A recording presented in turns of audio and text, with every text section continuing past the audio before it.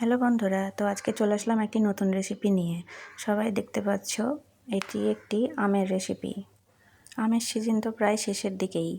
তো এই আমের রেসিপিটা আমার এডিট করার জন্যে এতদিন থেকে দেওয়া হয়নি। তো আজকে দেখো কিভাবে আমের পায়েসটা তৈরি করা হচ্ছে। আম দিয়ে তো অনেক কিছুই তৈরি করা যায়। তো আমি আজকে আম দিয়ে একটা সহজ আমের পায়েস রেসিপি তোমাদেরকে দেখাবো। প্রথমেই আমগুলোকে কেটে নিয়ে আমের পাল তৈরি করে সেটাকে জাল করে নিয়েছি। এই তো তারপর তোমরা দেখতে পাচ্ছ একটি কড়াই বসিয়ে তাতে দুধটাকে জাল করে নিয়েছি। জাল হয়ে গেলে সেখানে আতপ চাল দিয়ে দিলাম। আতপ চাল দেওয়ার পরে সেখানে কাঠবাদাম কুচি করে রেখেছিলাম সেটা দিলাম, আর কিছুটা জাফরান দিয়ে দিলাম। আমের পায়েস বানানো একবারে সোজা। আমরা সাধারণভাবে যে পায়েস বানাই সেভাবে বানালেই হবে। শুধু আমের পালটাকে একটু জাল করে নিয়ে ঠান্ডা হওয়ার পর মেশালেই এই যে দেখো পায়েসটা রেডি হয়ে গেল।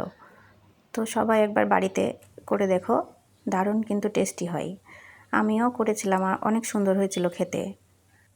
তো আমার পায়েস এখানে হয়ে গেছে, আমি একটু সার্ভ করলাম, আর উপর থেকে বাদাম কুচি ও জাফরান